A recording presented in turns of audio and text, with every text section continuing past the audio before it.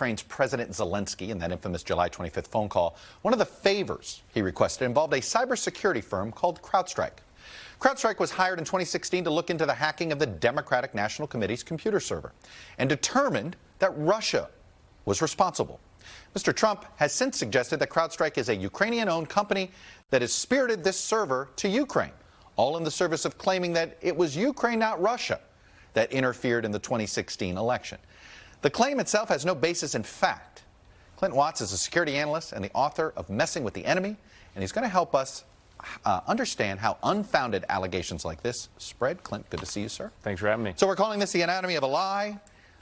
All successful lies begin with a kernel of truth, and here's kernel of truth number one. Simply, CrowdStrike hired to investigate DNC server hack. Very quickly, why CrowdStrike and not the FBI in something like this? CrowdStrike is a cybersecurity company, one of the best in the world and one of the best for America, and they routinely work for groups like the DNC and many large United States companies and even international companies. And they have great cyber forensics and the ability to investigate and determine attribution. Yeah. They're also a resource for our defense, our U.S. intelligence community, Department of Defense. They would all rely on a company like this. And for about 6 months, this was taken as stated fact. Okay, CrowdStrike, got it. Russian hack. Let's move on to the next one, though. By the spring of 17, this is the first time that the president started to question CrowdStrike. He had tweeted something, an AP reporter asked, CrowdStrike, why'd you bring up CrowdStrike? And he goes, oh, that's what I've heard. I heard it's owned by a very rich Ukrainian.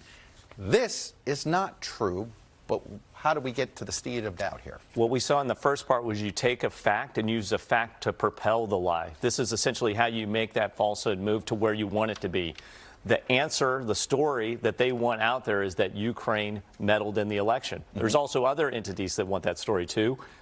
Places like Russia, where CrowdStrike is one of the biggest defensive measures that we have around the world against Russian cyber attacks and aggression. All right, take a look at this date. This is April of 2017. Now let's go to the next slide that we have here. This is President Trump last month in November on Fox and Friends, where essentially he starts to put it all together. The Democrats, National, they gave the server to CrowdStrike. It's a very wealthy Ukrainian. It's a Ukrainian company. That's what the word is. 2.5 years later, he's still perpetuating this. And they even asked, well, you know, there's not a lot of truth to this, but he says it anyway. Yeah, so if you want to propel your lie, just keep issuing falsehoods. The truth has one voice, but lies are infinite. You can continue to make more and more lies, which then wears out anybody trying to rebut them. Okay, the president says these things, and it gets covered. Donald Trump, 10 years ago, this doesn't get covered. That's right. Yeah. So you can do all of this in social media. You can write 1,000 stories, but the thing that powers all of these narratives the most is when a very influential, real human being uses those narratives and advances them. All right. And it's not just human beings, it's news organizations, or we can put news in quotes here. I want to single out two in particular, RT and Sputnik. They seem to be the launching pad for this specific conspiracy. That's right. There are 4 attributes you look for in terms of spreading some sort of propaganda. 1, be there first. 2, repeat it over and over and over again. The human mind actually can't resist repetition. 3, it's got to come from a trusted source. These are trusted sources for certain audiences. Yeah. And then block out all rebuttals. And so if you can narrow people in, if you can say these are fake news and these are not, you can put people in an information cocoon that they can't escape from. And then, of course, if you do push back and you don't have the facts, then you can do this. Let's go to the next slide. Just simply ask questions. Oh, what is going on? We're not really sure what the deal is. Well, maybe where are those servers, Clint? You know, I've never seen them. You know, why aren't they looking at that? So, you know what? Why didn't the FBI go into the DNC offices? Right, and here we are. You can make lies faster than you can refute them. And so if you're a propagandist, you know that. Just continue to ask questions, question more.